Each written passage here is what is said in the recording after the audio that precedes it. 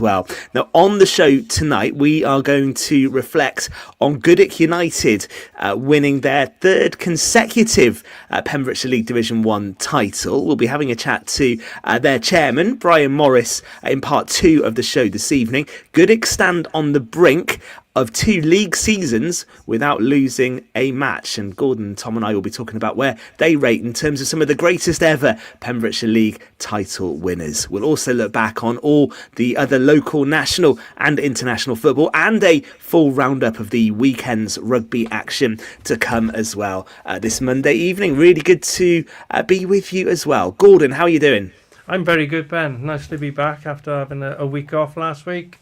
But yeah, I was out and about on Saturday. I watched a bit of Merlin's Bridge play Milford United, who are looking forward to a Senior Cup final in the next couple of weeks against Aiken. And I popped down the meadow and saw Half West County play against Carnarvon Town. It was a bit of a damp afternoon here as well, Ben, to be honest. Yes. A bit. Yeah, Saturday was wet, I think, in a lot of places. It was quite nice. I did a 10-mile run on Saturday. It was beautiful conditions. But talking to my friend, one of my friends works up in Scotland covering football there, and he said it was awful on Saturday, hammering it down with rain. So I think we got away with it. Tom, good to see you as well. Are you good? I'm very well. I've just about warmed up from the sideways rain and the wind from the Oggy Bridge Meadow Stadium on Saturday. It was, you wouldn't think that the clocks were changing for summer the day after, let's put it that way. It was incredible. Yeah, tricky conditions, and we'll talk Haverford County as well very shortly on the show. That 1-1 draw with Carnarvon, I don't want to say it, but all but guarantees them third spot in the table. I don't want to say it. I don't want to say 5 points. I know. I looked at the table and then I heard Gary Richards in the first hour of the show talking to Tom as well, and there does still have to be a little bit of caution. 2 games to play, 5 points clear of 4th. Yeah. It's in their hands, Gordon. It is in their hands. They got points on the board. That's the most important thing. If Carnarvon did win 2 games on the trot and Haverford lost 2 on the trot, they would drop down to 4th. But we're hoping that's not going to happen, obviously. And one of the things actually to come from this season and this run of games as well, Haverford have drawn quite a few games this season, haven't they, actually? And when you look back on how the season's gone, it's not been easy for them. I think there's a phone ringing in the studio if you're wondering what that noise is. That's probably our guest who's going to be joining us in the second part of the show. Either that or Gordon's getting some fans calling him in the studio. I think we're all okay, so hopefully Brian will be with us very soon. But they have drawn a lot of games, and was that another case on Saturday of points dropped, Gord, for the Bluebirds? Yeah, definitely. I suppose they did create a few chances in the first half and didn't take them. Second half, Benham scored a cracking header from a corner. But a minute later, Haverford gave away a penalty. A lot of people said it was contentious, but the referee gave it, and they equalised, and they shared a point apiece.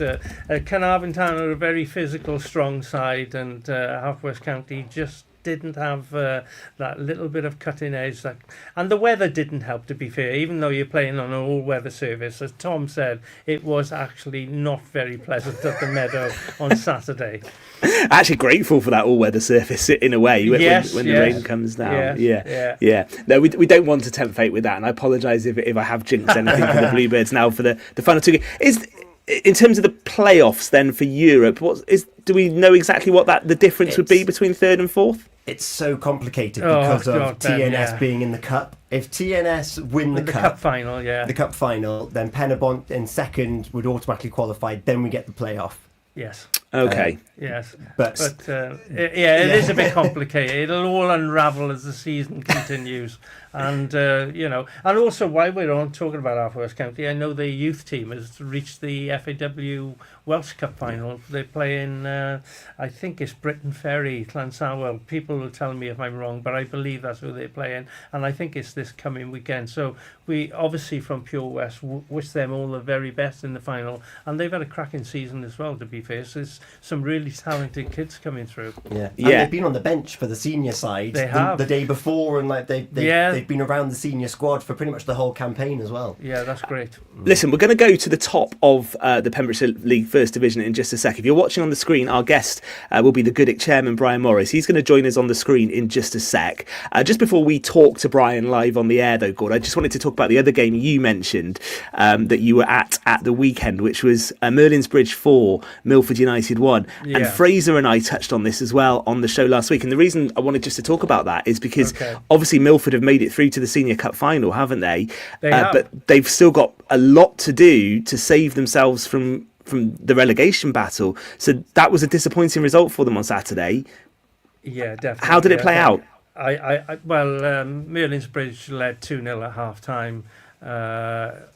Scott Reed pulled one back in the second half, and the Wizards finished strongly and scored 2 further goals to win 4-1. They're sitting with 16 points, and I think it's a plus 39 goal difference. But the interesting point on Saturday, Tish, who were just above them, were trailing 2-1, and Brennan Devnall, the Tish skipper, scored a 93rd minute equaliser to earn Tish a very, very valuable point and put him 3 points ahead of Milford United. Carew are in the mix there as well. They got 2 games left to play, so I think Milford United just got 1 game left to play. Yeah. I believe it's Monkton Swifts, but don't quote me on that. And that's a really tough game. It is good. It's Monkton Swifts at home, correct? Okay. So you wouldn't expect them to get any joy in that game, to be honest with you, but they need to. And still, then the goal difference is, not in Milford United's favour. So it's going to be a strange one. It might be a team who's playing in the Senior Cup final being relegated the same season. Yeah, you're quite right. We'll talk a bit more about that in just a sec, because we're going to go from the bottom of the table to the top of the Pembrokeshire First Division right now on the show, because Goodwick United won the title with a victory at the weekend, their 3rd title on the trot, and with 2 games to play, they stand on the brink of a 2nd consecutive league season without losing a game. Goodwick United, stalwart is how Fraser Watson told me to describe him. Chairman, I think, is more appropriate. Just like Brian, you're an old stager, mate. Brian Morris is our guest on the show. Brian, good evening. Can you hear us okay? Yeah, thanks for the invite. Sorry about the problems with the internet. There we are. We don't do problems on this show, Brian. Don't you Brian, worry about that. No problems whatsoever. Listen, from the start, really, congratulations. A 3rd successive title for Goodwick. Were there some good celebrations on Saturday? No, we had a couple of drinks, but I think that, especially with Sully in charge, you don't relax until the job is done completely, and it won't be done completely until we finished the season. And hopefully, we've had 1 defeat in 4 seasons, which is incredible. It is incredible. I did not get the chance to look this one up, and we did try just before the show. Maybe you can tell us, Brian. Do you know the date when Goodwick last lost a league game? Yeah, 26th of November, 1926. It's not that long. So, give us that again, Brian. 26th of November, 22. And where was it, down the Obs? No, at home to Merlin's Bridge. Oh, yes, 3-2. I remember that one. We had Luke Hayward was sent off for 2 yellows, and Nathan Green was sent off for 2 yellows. 2 ex-Merlin's Bridge players. Yeah. Stitched up, I'm afraid. But there we are. And then they had 2 sent off in injury time, the Bridge did. Alfie Stotter and Ben and Joe Lee. Oh, right. Okay. It's a phenomenal record, Brian, and I'd just like you to pay tribute, really, to the job Chris O'Sullivan's done this year. Absolutely. And the players as well. Yeah. They've done so well to keep the standards so high and consistent, haven't they? Well, if we go back to, we won the Senior Cup in 2015. We beat Nayland in the final. Then we won the first time for the club and for anybody in the Pembrokeshire League, the treble in 15-16. Yeah. And then we lost 5 boys to Haverfordwest County. So we didn't do particularly well. We did all right, but replacing 5 boys. And then the following year, we won the West Wales again. And then we were trying to rebuild up again then. And then COVID came in. And when COVID came in, we'd beaten Merlisbridge to reach the the final of the Senior Cup. Oh, right. We were in the West Wales semi-final because we won that on the following Saturday. So, we were in a good position. And of course, the season after COVID was when we played those two lads who were our under-16 players against Cairo. Yeah. And we lost the league by on goal difference. Yeah, of course. That doesn't seem that long ago, does it? No. No, it's so effectively, we've lost one game in four seasons. That's incredible, Brian. Incredible. And how have they done that? How do you think that you've managed to keep those standards so high, Brian? What's the secret? Sully's brother Wayne, I think that they come from a boxing background, and the thing is, you don't take, you take short measures. It's 100%. You give 100%, and that's been drummed into the players. And because this season we've had 5 games we've won by the single goal. And you go to the bitter end till the final bell rings. And we were down in Tenby this year. We were 1-0 down. And in fairness to Tenby, they and I did readily admit, they had a weak side out, and we were losing 1-0 with less than 10 minutes to go. And Will Howarth came up with 2 goals, and we won it 2-1. And Hakin drew down in Tenby. And there's little things like that. Yeah. Decide the league. Yeah, Gordon. Yeah, it's been an incredible journey, and you've seen it all, and you've got all the stats there, Brian, to be fair. As you say, Sully is a taskmaster, we know that, and they're from a boxing family, very disciplined. Yeah. And it's certainly paid dividends for Goodwick, as you just pointed out already. So what's going to happen after this title, mate? Can you see it continuing, or is there going to be a little bit of change? What's happening in the foreseeable future for Goodwick? The people who've come into the club, they've been so impressed with the way that it's done. And it's so professional. And to be fair, you've had to do it that way because with Hakin is such a good club. Yes. Yeah. That their standards are up there as well, and that's what you've got to do. And if you want to win things, it's like Luke Hayward said earlier on. He thought he was never going to win a league title, and then he's come in and he appreciates now what it does take to win a league, to win it. Yeah. Yeah. And is it a challenge has it been a challenge to attract players? You've obviously done something right in terms of bringing players in, because you can't get much further west in the Pembrokeshire League than Goodwick, can you? Is that an extra challenge? So you almost have to offer that bit of quality competition, Brian, on the pitch to get players across. I mean, when we won the treble, everybody was local. Everybody was Fishkin and Goodwick. That's amazing. Yeah. And Adam Raymond, he was teaching, living in Caerphilly. But he was teaching in Pencoed, and because his father unfortunately was, ill with cancer. Yeah. And he was coming home he said, I'm going to come home every weekend to see my dad. I'll play for you.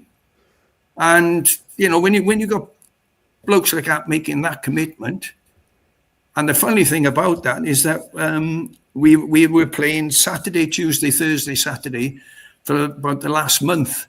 Yeah. And Nigel Delaney was managing, and he said we were playing Branston away, and he turned around and he said, you can have a night off, Sully, Rayo, have a night off because they're travelling.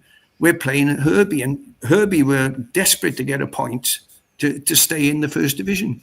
And anyhow, Rayo's had a meeting after school, that finished early, so he said, I'm on my way down.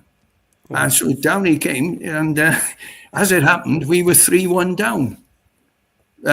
Shane Walsh, who was playing for Herbeston at Branston at the time, scored a fantastic hat-trick. But we scored 3 goals from set pieces in the last 15 minutes, and it was unbelievable. So look, the challenge now then is to finish the next two games, avoiding defeat, hopefully winning both of them, I guess, with your Goodwick hat on, Brian. What would it mean to the club to go unbeaten for another season? Oh, it's just incredible. And we were chatting with Di Hayes afterwards, having a drink, and I said, the thing is that people get blasé about this, and this is only the 7th time Goodwick have won the league title. Yeah. We won it in I got it written down, 50-51. And then we didn't win it again until 77-78 when Kevin Merry, who unfortunately passed away a week yesterday, he was captain of that side. So it's been a tough week as regards that. Because Kevin was such a big part within Goodwick United. And there we are. We've got that funeral, unfortunately, to face. And it's his brother Jerome was centre half that day. And his nephew Jake now plays for Hakin, and the other nephew Tom plays for Fishguy. But it's been a sad week as well. It's been a good week for the club as Atterix, but things are put in perspective. Mixed emotions. Brian. Absolutely, absolutely. And we're going to talk a bit in the second part of the show actually about some of those previous title winners as well. But you mentioned Hakin, for instance, have won it 7 times on the trot. Do you think Chris O'Sullivan and the management team are thinking, let's see what we can build here? Can we go and take on those records? That's in sight. Still a bit to go, yeah. Yeah, but people, keep on saying that the standard in Premiership League isn't as high as it should be. But results prove different. I mean, there's 3 Premiership League sides in the West Wales, and when I was playing, or when Gordy was playing, Premiership sides, apart from Fishguy 74, never won the West Wales. Yeah, I didn't get anywhere near it. Nowhere near it good. I mean, if you reached the quarterfinals, you would be quite pleased. You'd have a few bruises getting that far, but the way Swansea League was. Especially playing against you, Morris. You should kick them all over the park. No. Brian, good days. They were good days. Yeah. I will ask you this question. I'm sure there are other clubs watching this who are probably demanding I ask you this question, and taking nothing away from the brilliant run in the league. And dominating the league with the results as well. Is there any disappointment in the Goodwick camp that the cup competitions haven't quite gone as well? So the Senior Cup, obviously, with Hakin and Milford. Just knowing how high you do have the bar. Yeah. Is that a small disappointment? Yeah. And why? What's the reason for it? There's no guarantees you're going to win a game of football, and things happen. I mean, we were, in fairness, Hakin came up to us and they beat us 3-0 and they stuffed us. And fair play to them. But the day out, the Senior Cup final is a fantastic day out. It's a special occasion, Brian. And credit to the Premiership League. They never get enough credit. The officers of the league council, they never get enough credit. They only get, say, if something goes wrong. And little things like that. And without them, you wouldn't have a game on a Saturday. We do it because we're involved with our club, but they do it and they don't. I don't understand. I'm grateful that they do it, but it's you got to give thank you to them. You know? And actually, it's probably a fitting moment just to say as well that the Jubilee Cup that was announced today, wasn't it, by the Pembrokeshire Football League? The Jubilee Cup on Friday, 22nd of August, which Goodwick will be playing in because you're the winners of Division 1, either Hakin or Milford United away. But that game will be played to remember Brian Hawkins, who of course we sadly lost last year, and Brian was a great man, wasn't he? And a great ambassador for what you just said, Brian, for Pembrokeshire football. I think that's a lovely gesture from the Pembrokeshire Football League. Well, he took over from Eddie Oliver, who was, Eddie Oliver's, Gordy would know, he was Mr. Pembrokeshire football, wasn't he? And to replace him was big boots to fill, Brian. Almost an impossible task. Yeah. But in fairness to Brian Hawkins, he filled those boots. And he did more than filled them. Yes, he did a remarkable job. Yeah, he did. And unfortunately, he's missed. He is missed. Yeah. And Ian Baker stepped in, and again, he's have to fill even bigger shoes.